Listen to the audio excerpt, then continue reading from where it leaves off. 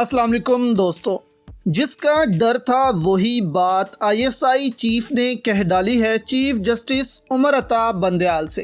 अंसार अब्बासी ने इस पर क्या कहा है आपके सामने रखते हैं। इसके बाद आपको बताएंगे कि सऊदी अरब ने आखिर ऐसी क्या डील कर ली है रूस से, जिसके बाद पाकिस्तान की PDM हुकूमत को भी शर्म आ जाएगी और वो भी कहने पर मजबूर होंगे कि इमरान खान बिल्कुल ठीक थे। डिटेल में जाने से पहले दोस्तों इस वीडियो को लाइक भी करें।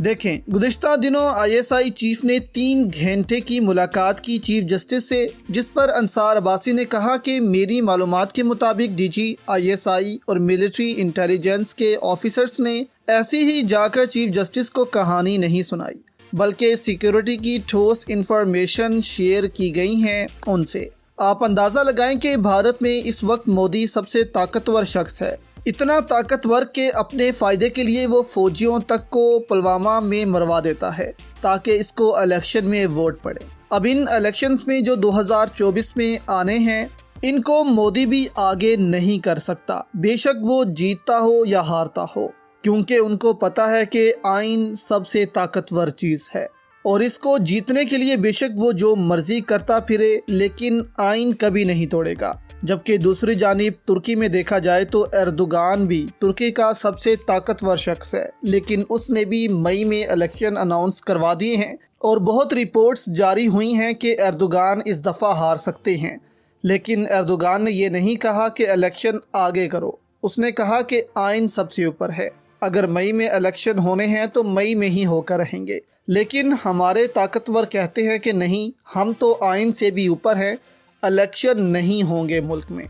अब अंसार अब्बासी कहते हैं कि 14 मई को इलेक्शन होना मुमकिन नहीं है, क्योंकि ऐसे सबूत पेश किए गए हैं ISI चीफ ने चीफ जस्टिस के सामने कि हमले हो सकते हैं। अब आप ये खबरें भी सुन रहे होंगे TV पर कि जनूबी अफ्रीकी दहशतगर्द तंजीम पाकिस्तान में आ गई है, वो इन हुक्मरानों को निशाना बना सकती है। तो भारत में मोदी ने एक तरफ इलेक्शन जीतने के लिए अपने ही फौजियों को मारा और यहाँ ताकतवर इलेक्शन से बचने के लिए मुल्क में दहशतगर्दी कर रहे हैं ताकि आवाम को भी मारा जाए, लेकिन इन इलेक्शन से बचा जाए। अब सवाल यहाँ ये पैदा होता है कि क्या चीफ जस्टिस ISI चीफ की बातों में आएंगे? क्या 14 मई को इलेक्शन मुलतवी कर दिए जाएंगे?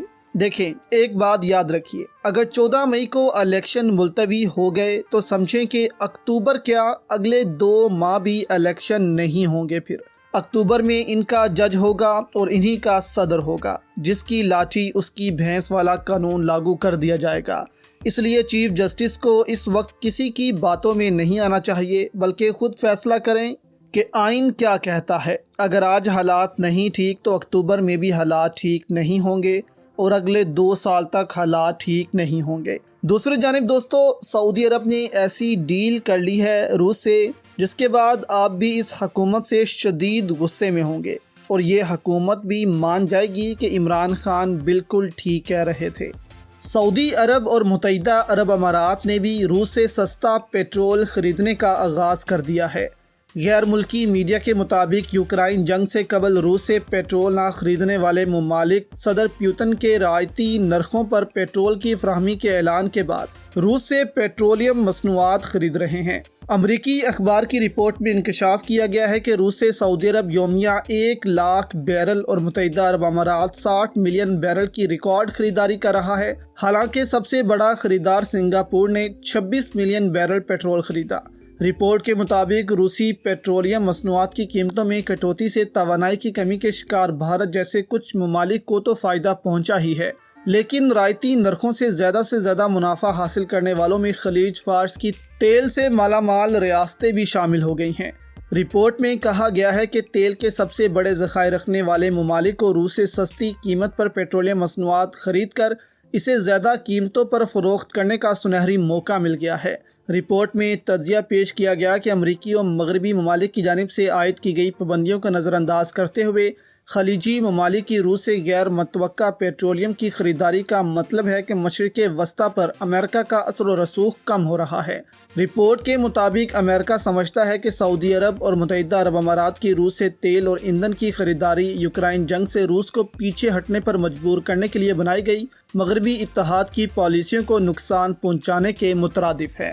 اب عمران خان سب سے پہلے اس وقت روس سے تیل لے کر قوم کو فائدہ دینا چاہتے تھے، لیکن عمران خان کو ایسا نہیں کرنے دیا گیا۔ آج سعودی عرب جو خود اتنا پیٹرول نکالتا ہے وہ روس سے تیل لے رہا ہے کہ اتنا سستا روس تیل دے رہا ہے، پھر ہم اس کو لے کر آگے فروخت کریں گے، ہمیں ڈبل فائدہ ہوگا۔ لیکن پاکستان جس کے پاس توانائی کی شدید قلت ہے، اس نے یہ پیٹرول نہیں لیا۔